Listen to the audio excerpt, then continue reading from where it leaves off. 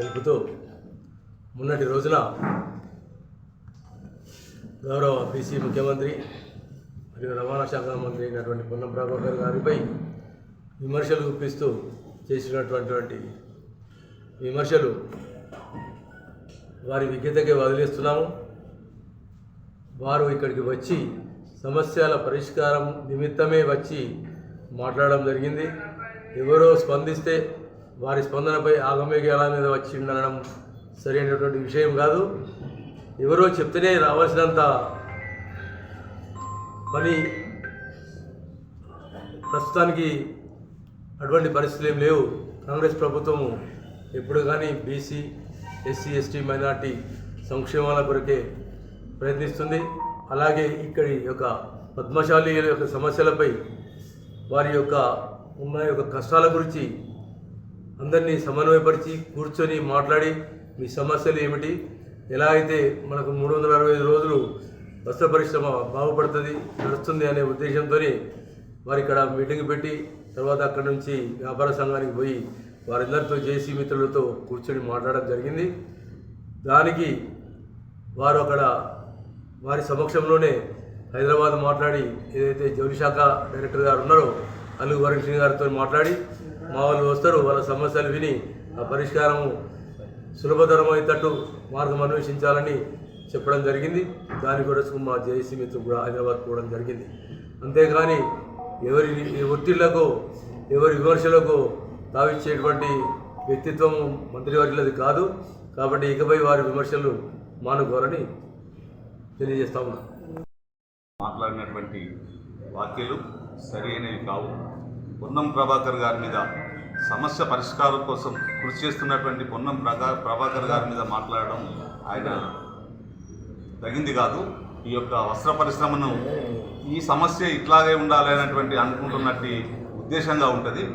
దయచేసి మరొకసారి ఈ సమస్యల వస్త్ర పరిశ్రమ ఈ విధంగా కావడానికి గత ప్రభుత్వం అసలు వారు దీని గురించి మాట్లాడవలసిన అవసరం కూడా లేదు. ఇప్పుడు వచ్చినటువంటి ప్రభుత్వం ఈ సమస్యను పూర్తి స్థాయిలో పరిష్కరించడానికి ఒక మంచి కార్యక్రమం తీసుకోవడం జరుగుతుంది. అందులో భాగంగానే పొన్నం ప్రభాకర్ గారు, ఆది శ్రీనివాస్ గారు మా యొక్క జేఏసీకి వచ్చి వారు చాలా విషయాలు అన్ని కూలంకషంగా చర్చించి ప్రభుత్వం ఆదుకుంటుంది, మీరు ఎలాంటి ఆందోళన చెందవలసిన అవసరం లేదు, మీరు అన్ని రూమ్స్ అన్నీ కూడా పరిశ్రమను రన్ చేయండి అని చెప్పిన తర్వాతనే మేము రన్ చేయడం జరిగింది.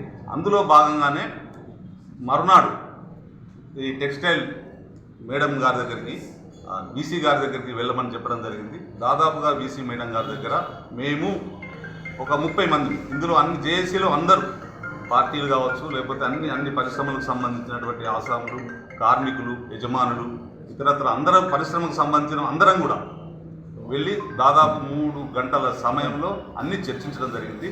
ప్రభుత్వ ఆర్డర్లు కూడా ఇవ్వడానికి మేడం తయారీ ఉంది.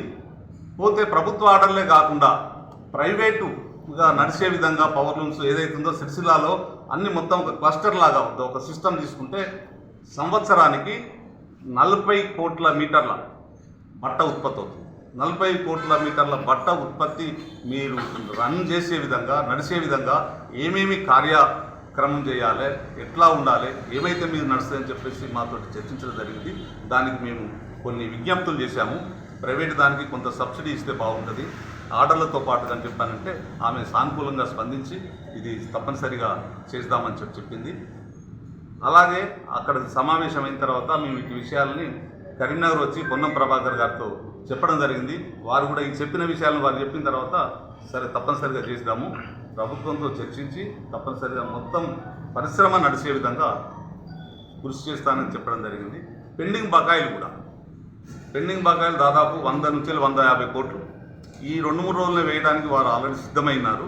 కాకపోతే బ్యాంకులు బంద్, ఈ 3-4 రోజుల నుంచి రంజాన్ రావడం బంద్, శ్రీరామ నవమి లోపల బకాయిలు పెండింగ్ బకాయిలు చెల్లించడానికి వాళ్ళు కార్యాచరణ రూపొందిస్తున్నారు. తప్పనిసరి వస్తే దయచేసి తోట ఆగయ్య గారు కానీ, బీఆర్ఎస్ నాయకులు కానీ, ఇతరత్ర పార్టీ నాయకులు కానీ వాళ్ళు చేసింది ఏమీ లేదు. బీజేపీ ప్రభుత్వం అయితే వాళ్ళు ఆల్రెడీ బండలు వేస్తూ ఉన్నారు. పరిశ్రమకు సంబంధించినటువంటి చాలా కార్యక్రమాలు, తోడ్పాటుకు అయ్యేటువంటి కార్యక్రమాలు రద్దు చేసింది. వారు ఆ దిశగా ఆలోచించాలి. అక్కడ నుంచి వెళ్ళి తోడ్పాటు కోసం కానీ బీఆర్ఎస్ ప్రభుత్వం వారే నష్టం చేసి వారే మాట్లాడడం సమంజసం కాదు, ఇది మానుకోవాలని చెప్పనేసి కోరుతాము. నూతన తెలుగు సంవత్సర శుభాకాంక్షలు తెలియజేస్తూ బీఆర్ఎస్ పార్టీ జిల్లా అధ్యక్షులు తోట ఆగయ్య గారు మొన్నటి రోజు విలేకరుల సమావేశం ఏర్పాటు చేసి పొన్నం ప్రభాకర్ గారి పర్యటన పైన, నేత పరిశ్రమకు సంబంధించినటువంటి విషయం పైన మాట్లాడినటువంటి విషయాలను ఈరోజు పత్రిక ముఖంగా మరియు విలేకరుల media and electronic and print media ముఖంగా మళ్ళీ వాటికి సంబంధించినటువంటి వివరాలు కొన్ని చెప్పి వారికి ఏమాత్రం విజ్ఞత ఉన్నది అనే విషయాన్ని తెలియపరచడానికి ఇప్పుడు కూర్చోవడం జరిగింది. మొట్టమొదటగా ఆగయ్య గారు ఏమన్నారంటే, కంటి తుడుపు చర్యగా వస్తున్నారు, తర్వాత ఏదో ఆషామాషిగా వచ్చిపోతున్నారు, సమస్య పరిష్కరించే చిత్తశుద్ధి లేదు, తర్వాత దీనికి ముఖ్యమంత్రి గారే రావాలి, ముఖ్యమంత్రి గారు స్పందించాలి, కన్సర్న్ మినిస్టర్ స్పందించాలి, లేకుంటే ఇన్ఛార్జ్ మినిస్టర్ స్పందించాలి, పొన్నం ప్రభాకర్ గారు ఏ స్థాయిలో ఇక్కడికి వచ్చి మాట్లాడతారనే మాట్లాడుతాడు. అసలు ఆయన ఒక సీనియర్ రాజకీయ కార్యకర్తగా పరిణతి చెందిన ఇదివరకు అందరూ అనుకున్నారు, కానీ ఏమాత్రం రాజకీయ పరిణతి చెందలేదు అని మొన్నటి మాటలు బట్టి తెలుస్తా ఉంది. పొన్నం ప్రభాకర్ గారు ఈ జిల్లాకు సంబంధించిన ముద్దుబిడ్డ, కరీంనగర్ జిల్లా బీసీ ముద్దుబిడ్డ. ఆయన బీసీ సంక్షేమ శాఖ మంత్రిగా ఉన్నారు.